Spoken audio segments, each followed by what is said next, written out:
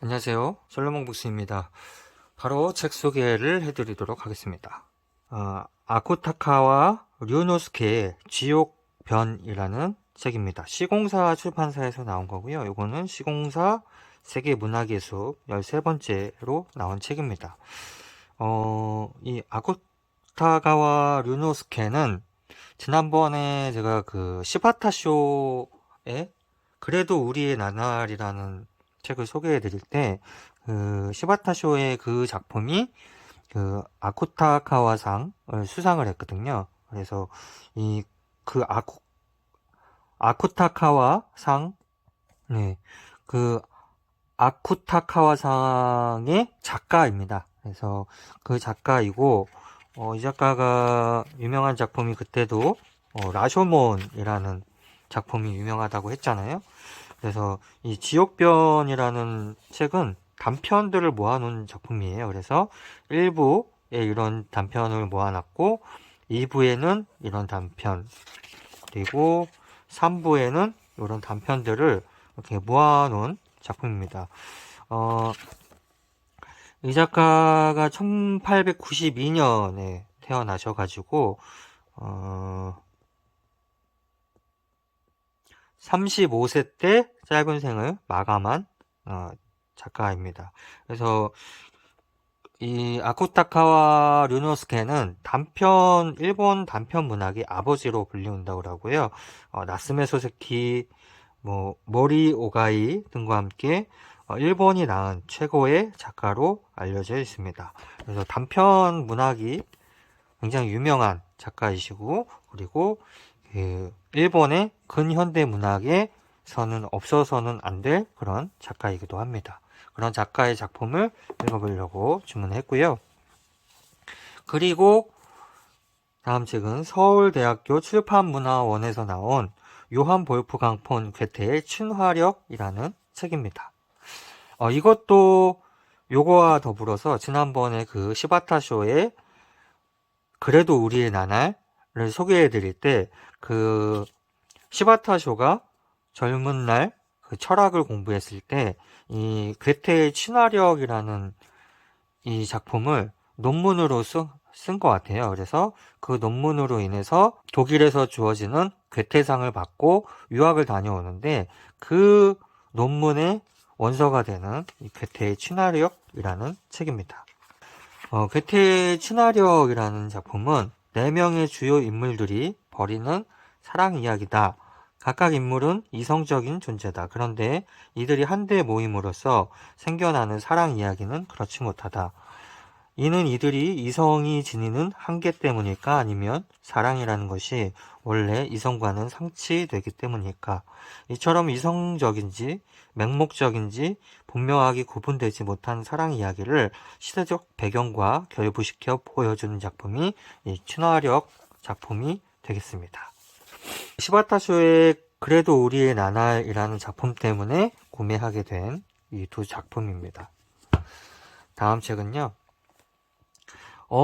다음 책은요. 문학사에서 나온 제임스 조이스 어느 더블린 사람에 대한 일대기라는 그래픽 노블 책입니다. 알폰소 자피코라는 분이 그림을 그리셨습니다.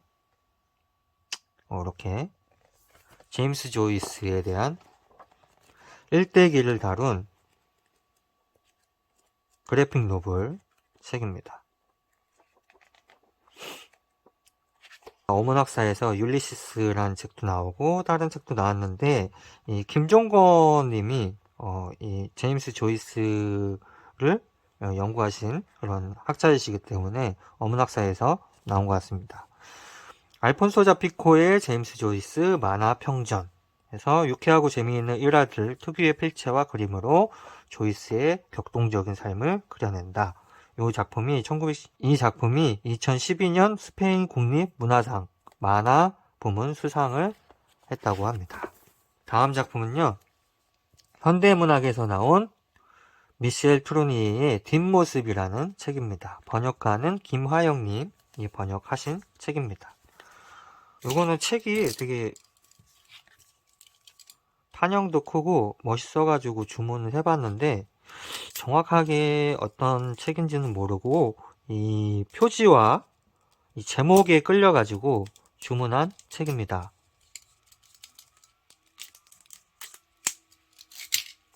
뜯어볼게요.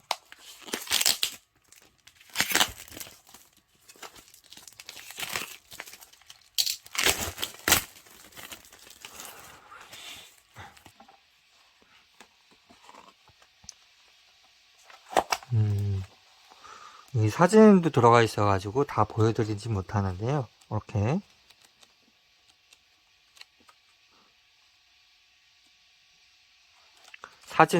사진과 이 글이 들어 있습니다.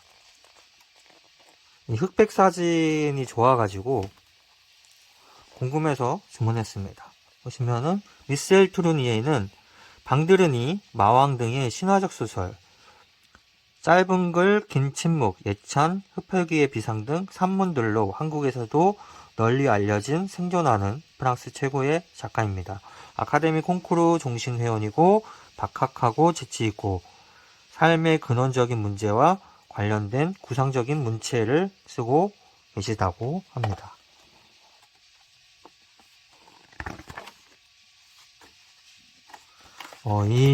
여기에 나오는 이제 사진들을 보면은 다 사람들이 이렇게 뒷모습에 되어 있습니다. 그래서 그 뒷모습에 대한 글하고 사진이 포함되어 있는 것 같아요. 재밌을 것 같습니다. 다음 책은요, 요거는 보면은 문예출판사에서 나온 살바도르 달리 에디션이에요. 이상한 나라의 앨리스라는 루이스 캐럴의 책입니다. 워낙에 유명한 이 문예출판사에서 이 살바도르 달리하고 뭐가 계약이 되어 있는지 계속 문예출판사 돈키호테도 살바도르 달리의 그 에디션이 나왔었는데 여기 이상한 나라의 앨리스도 이런 식으로 나왔습니다. 이런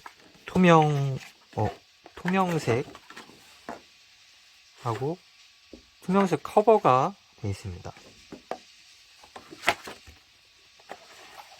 요것도 이제 안쪽에 그림이 있으니까 뭐 자세하게는 보여드리지는 못할 것 같고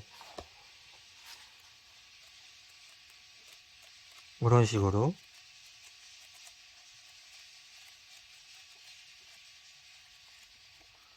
이상한 나라 앨리스와 그 그림이 사파가 되어 있는 그런 책입니다. 살바도르 달리의 컬러 사파가 12점이 들어있고 다수의 스케치와 작품이 수록되어 있습니다.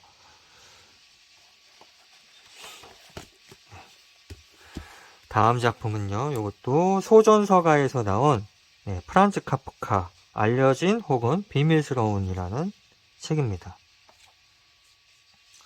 이것도 어떤 책인지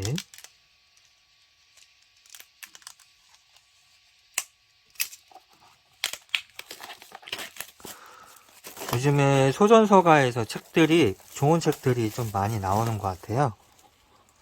그래서 겉에는 무광 재질의 이렇게 무광 재질의 표지입니다. 카프카가 있고 요거는 변신에 나오는 그런 벌레 같아요.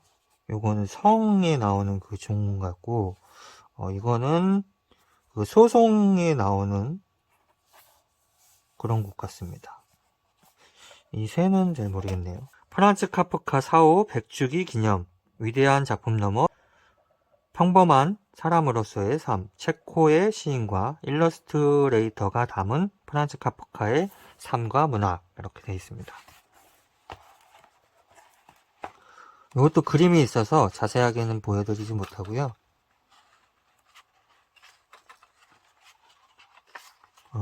이렇게 그림도 멋있고 이 책이나 이런 프란츠 카프카에 대한 썰들이 이렇게 들어있는 것 같아요. 이거 보고 독서 모임 준비했으면 조금 더 좋았을 텐데. 이거 읽으면은 그래도 카프카에 대해서 조금 더 다가가는 계기가 될 것 같은 그런 책입니다. 다음 책은요, 민음사에서 나온 보르헤스의 꿈 이야기라는 책이고, 호르에 루이스 보르헤스의 책입니다. 호르에 루이스 보르헤스는 1899년 아르헨티나 부에노스아이레스에서 태어나신 분이시고 1919년 스페인으로 이주해서 문학활동을 하신 것 같습니다. 이 작품에는 수많은 이렇게 글들이 들어가 있고요. 이게 꿈에 대한 글인 것 같은데 에세이 형식의 글이 들어가 있는 것 같습니다. 서문에는 보르헤스가 쓴 글이 있는데요.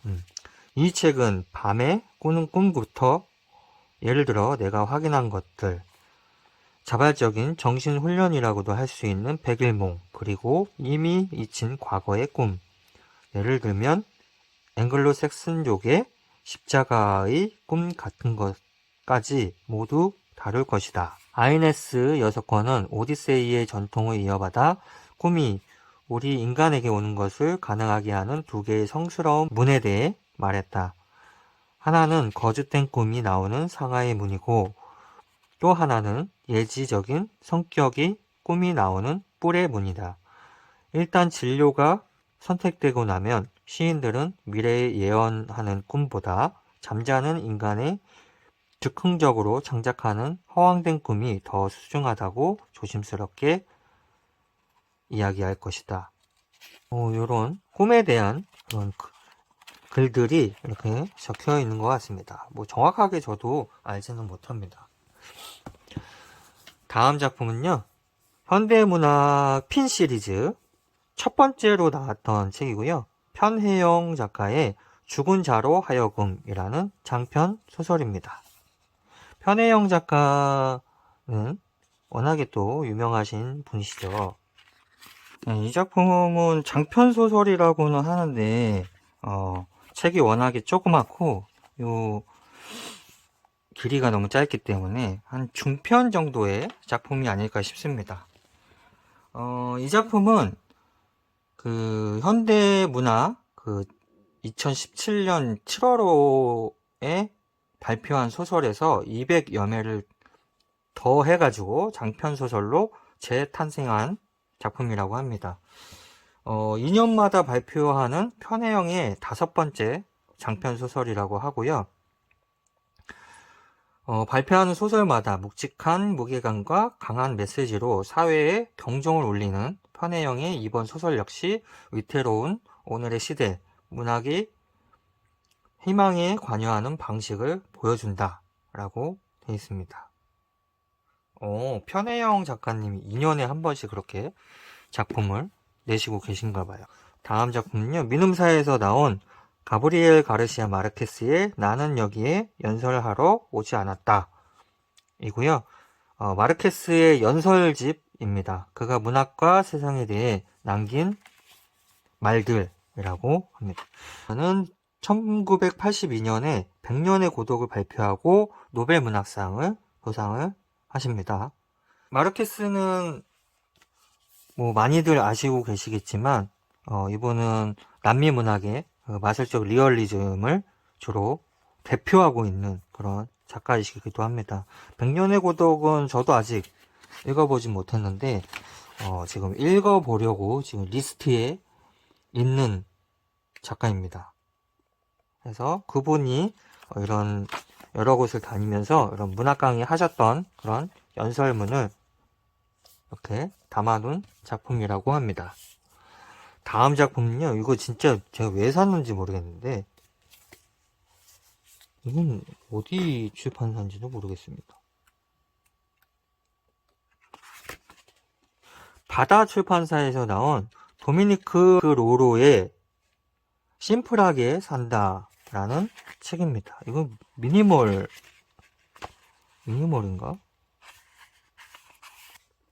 여기 보시면 뭐 겉핥기로 살지 마라. 왜가 아니라 어떻게 살 것인가.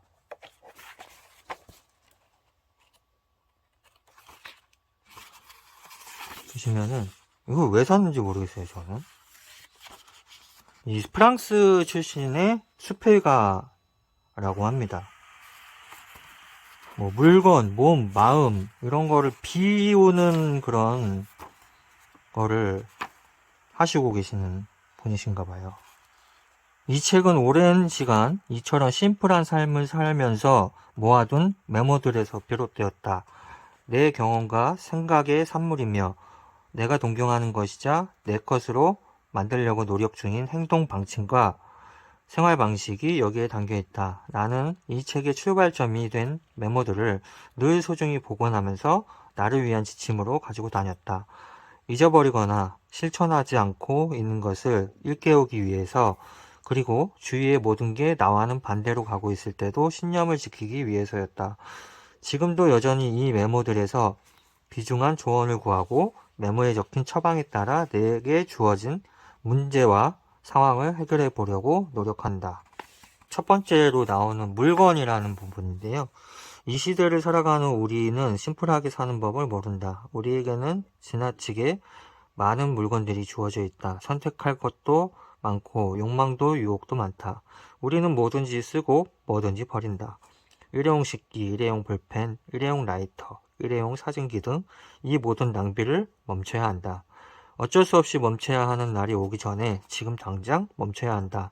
양적으로만 풍족한 삶은 은혜롭지도 우아하지도 않다. 그런 삶은 영혼을 망가뜨리고 옥죄일 뿐이다. 지금 제가 그 월든을 읽고 있는데요. 그런 월든하고 비슷한 결의 작품인 것 같아요. 뭐 이런 거를 알고는 있지만 실천하기는 되게 힘든데, 이런 책을 읽으면서 이런 버리는 것도 조금 대리만족할 수 있는, 실제로는 버리지 못하니까 이런 책을 읽음으로써 대리만족하려고 이 책을 주문을 했나 모르겠습니다. 다음 작품은요, 잔 출판사에서 나온 찰스 브로스키의 와인으로 얼룩진 단상들이라는 책입니다. 책이 보시면은 이렇게 문고판으로 나와 있습니다. 그리고 이 책도 왜 주문했는지 모르겠어요. 왜 주문했을까요? 무슨 책인지도 모르고 60여 권의 소설과 시집, 산문집을 출간한 아웃사이더 찰스 브로스키, 미국 주류 문단의 이단화에서 전 세계 독자들의 열광적으로 추종하는 최고의 작가가 되기까지 그 위대한 여정의 끝이라고 되어 있습니다. 찰스 브로스키가 유작을 남긴 지 14년이 지난 지금에서야 그의 변화무쌍한 창의력을 완전히 헤아릴 수 있게 되었다. 시인으로 알려져 있었으나 브로스키는 다양한 에세이를 남겼다. 네. 뭐 어떤 작품인지는, 이것도 왜 샀지? 왜 샀는지 잘 모르겠네요. 아무튼 그렇고요. 다음은 무라카미 하루키의 책이고 민음사에서 나왔고요. 색채가 없는 다자키 스쿠루와 그가 순례를 색채가 없는 다자키 스쿠루와 그가 순례를 떠난 해라는 장편 소설입니다. 이 작가의 인터뷰에서 이런 말씀을 하셨다고 합니다. 어느 날 문득 떠올라서 책상 앞에 앉아 이 소설의 맨 처음 몇 행을 쓰고는 어떻게 진행될지, 어떤 인물이 나올지, 어느 정도 길어질지 아무것도 모른 채 반년 가깝게 이 이야기를 묵묵히 써왔습니다. 처음에 제가 할 수 있었던 것은 다자키 스쿠로라는 한 청년의 눈에 비친 한정된 세계의 모습뿐이었습니다. 하지만 그 모습이 매일 조금씩 변모하여 깊이와 넓이를 더해간다는 것은 제게 굉장히 흥미로웠을 뿐 아니라 진심으로 마음을 움직이는 일이기도 했습니다. 라고 되어 있습니다. 이 책이 2013년도에 나온 책이고요. 지금 번역가님이 이 양옥관님이시거든요.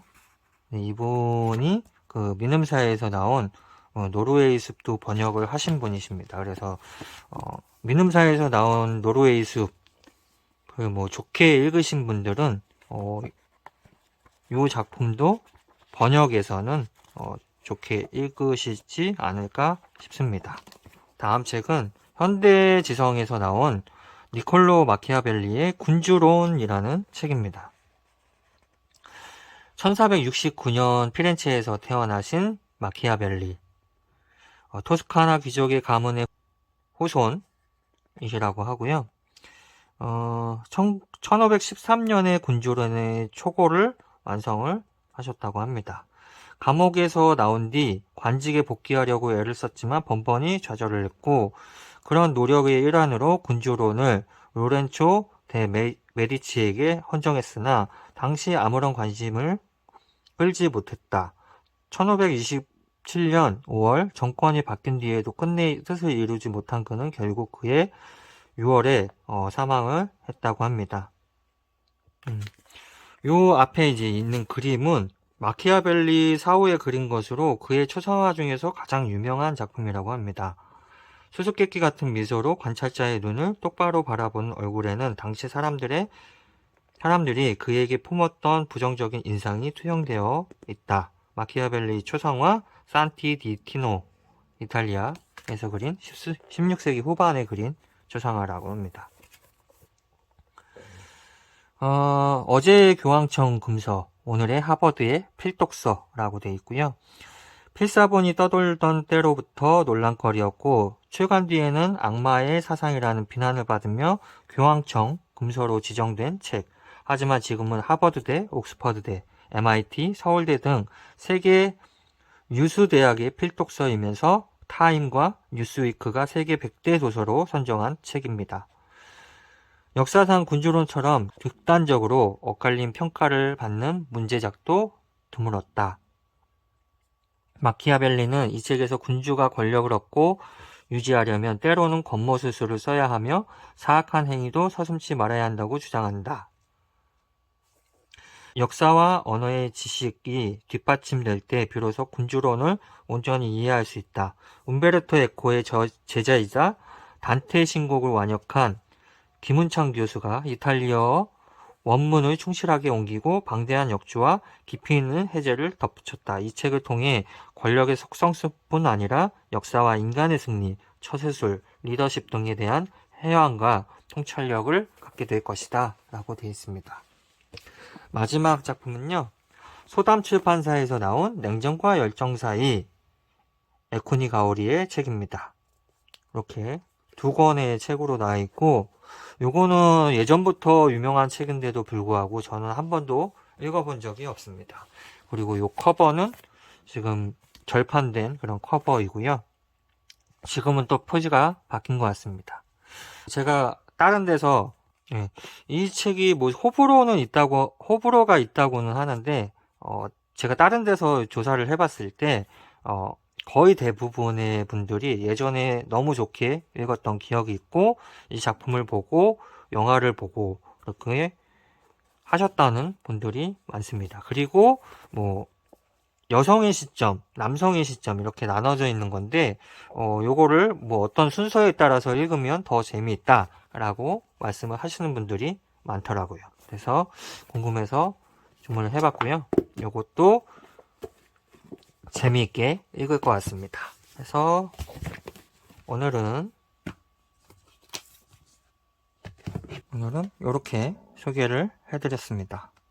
저는 다음 시간에 또 뵙도록 하겠습니다.